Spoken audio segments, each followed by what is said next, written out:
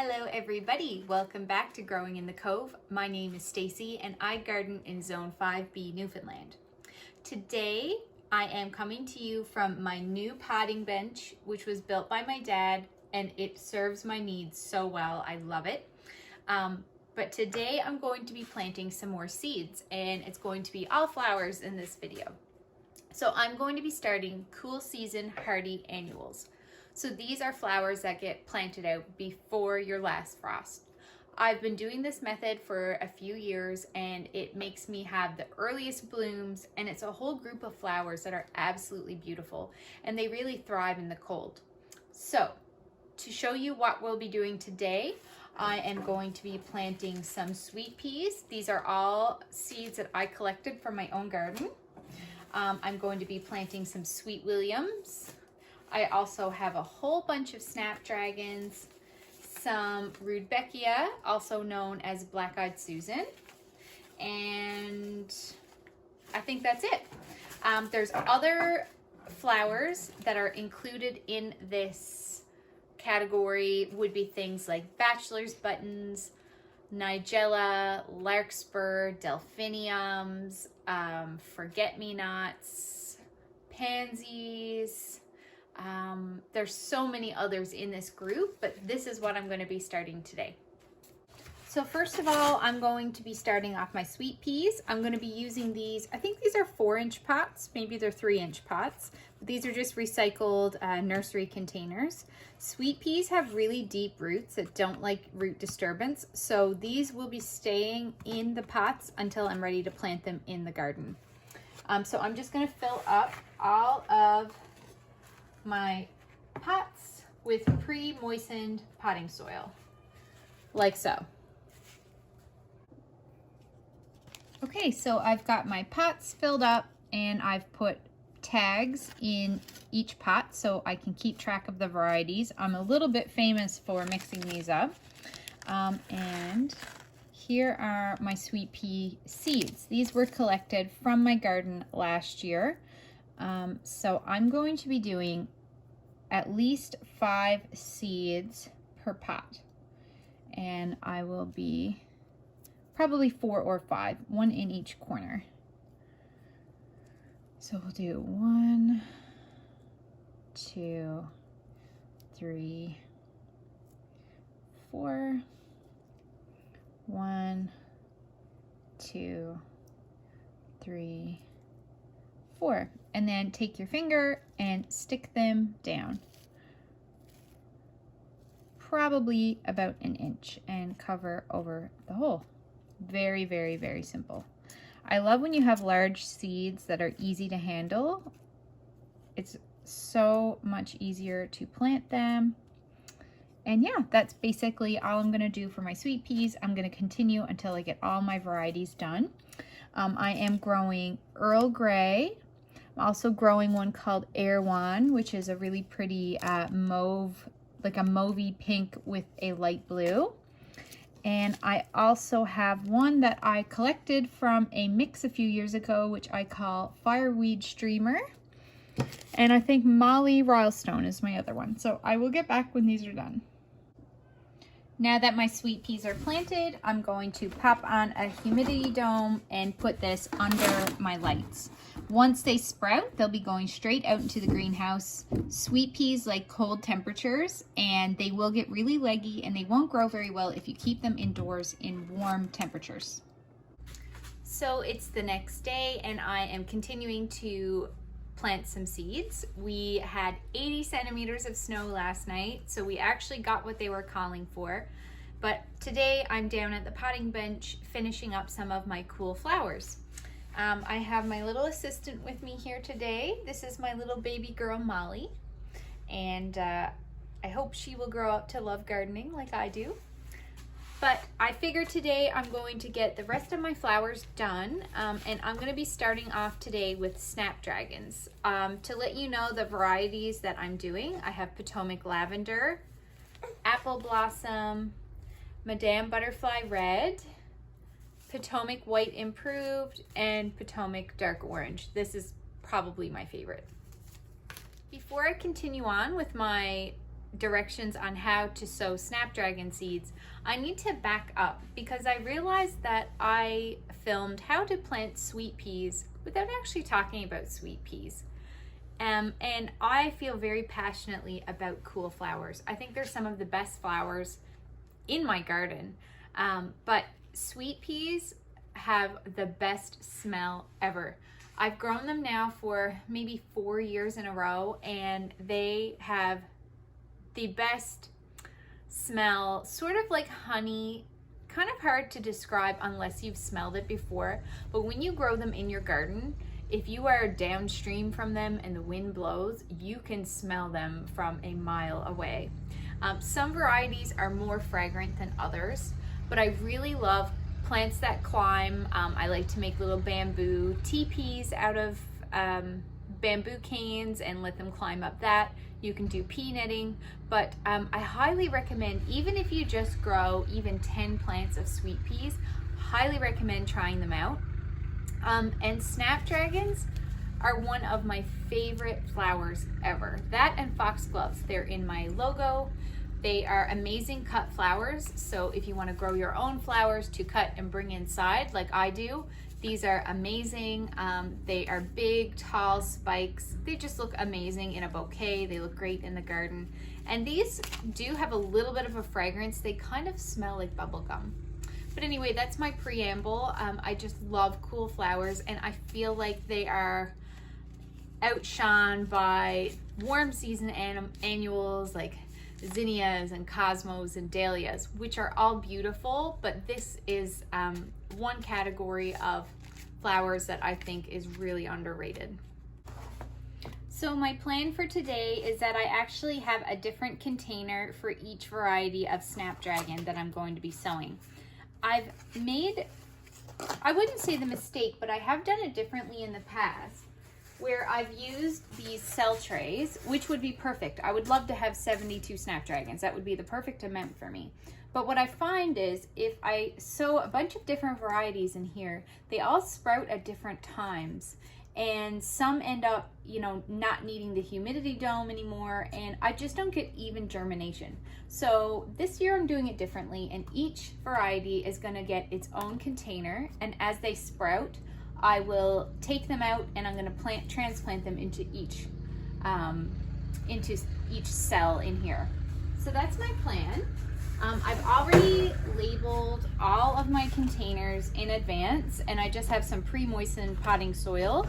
I love these little mushroom containers that I tend to use as little propagation trays. So yeah, that's pretty much it. You just need to start with some normal potting mix and mostly fill your container. Okay, so first of all, I have put some snapdragon seeds in my hand. Snapdragon seeds are so tiny, so by doing this method, instead of having to painstakingly put one seed in each cell of my 72 tray, using this scatter method, I really don't have to do that. So I'm hoping to get about 20 snapdragons out of each variety, so I have about 30 seeds in my hand. So this is super simple. You are just going to scatter them. Now, it doesn't matter how close I put the camera, you will not be able to see these on the surface of the soil. They're pretty much as small as poppy seeds, but I will scatter evenly over the surface and then cover with vermiculite.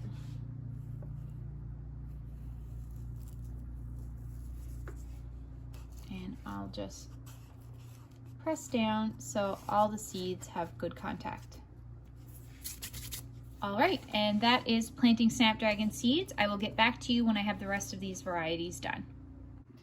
Okay, so now that all my snapdragons are planted, I'm just going to take my mister and I'm gonna mist the tops pretty liberally of each container. Snapdragons need light to germinate. This vermiculite that I've put on top will not affect that though. It will still let light pass through. So now that that's done, I'm just going to pop a humidity dome over the top of all of these and pop this under my grow lights. So I'm putting my tray under the grow lights and I will continue to mist the tops every day and keep checking until I see germination. Okay, so next up we have Rudbeckia or Black-Eyed Susan. I'm starting 3 kinds. I've got this beautiful Prairie Sun.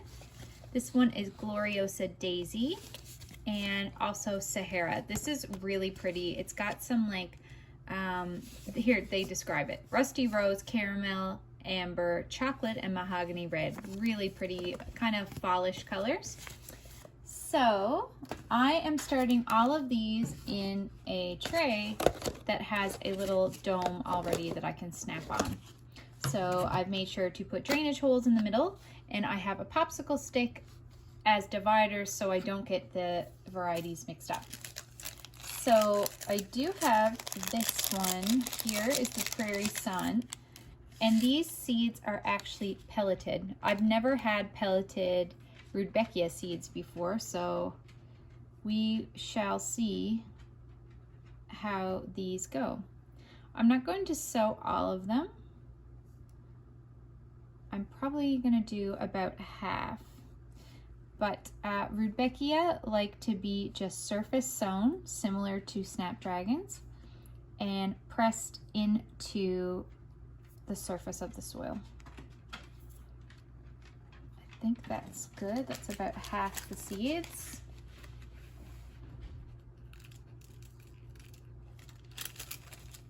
And I'll keep the rest for next year. And this is normally what Rudbeckia seeds will look like. This is the Sahara variety. And this is what they look like. So I'm just going to take these and pretty liberally sprinkle them over the surface of the soil. I have a lot of seeds of these, so I'm gonna seed pretty heavily.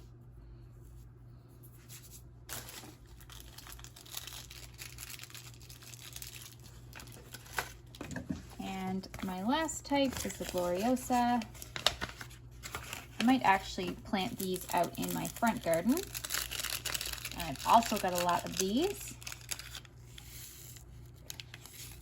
like so, and I'm just going to sprinkle liberally.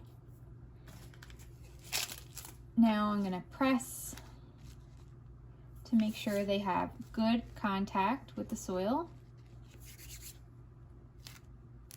especially my pelleted ones, because that seed coat is going to need to break down.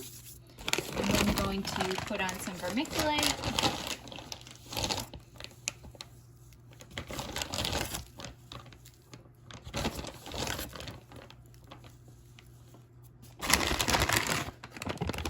Mist.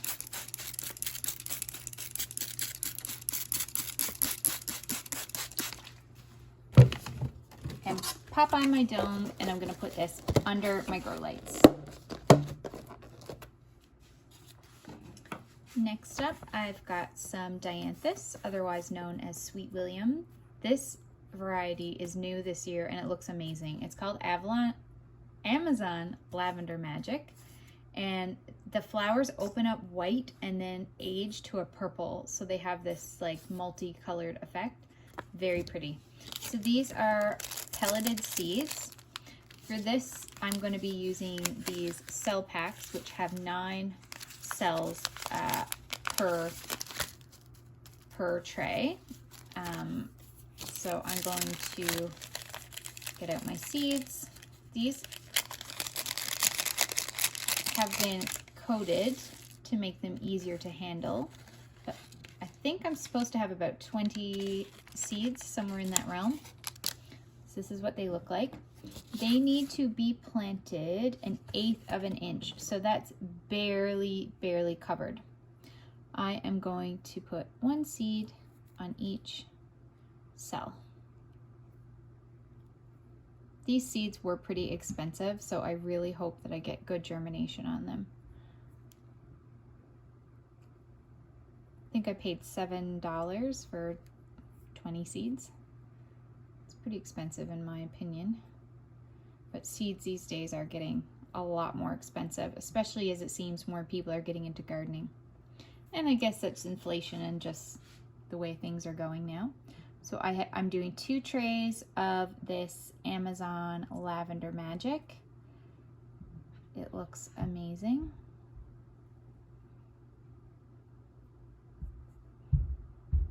Okay.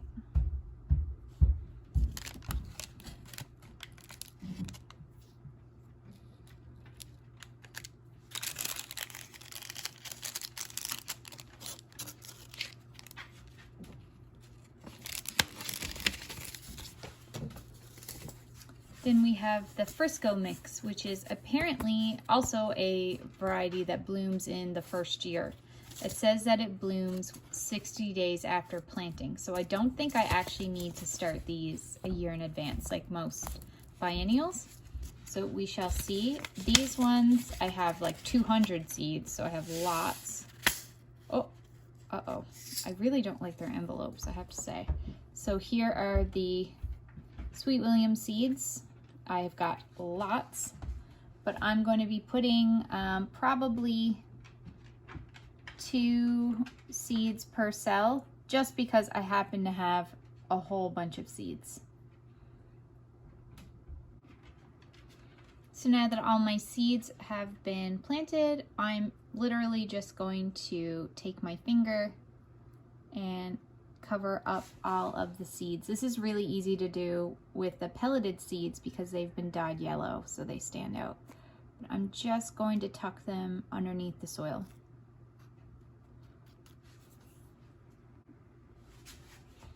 Okay, so now I am going to repeat with the vermiculite and put them under a humidity dome and under my grow lights. And that concludes my seed starting for today. If you're still with me, thank you. I know this was a long one. And if there's any questions that you have about starting cool flowers, please let me know. Just a reminder that growing from seed is not for everybody, but I personally love the process of slow gardening and seeing things from start to finish. I also get to try all these varieties that I would probably never find in a nursery, and I could never afford to buy this many flats of plants. So if you're willing to put in the time and the effort, it is such a worthwhile process. If you have any questions, please let me know in the comments section down below. Feel free to like and subscribe to my channel, and until next time, bye.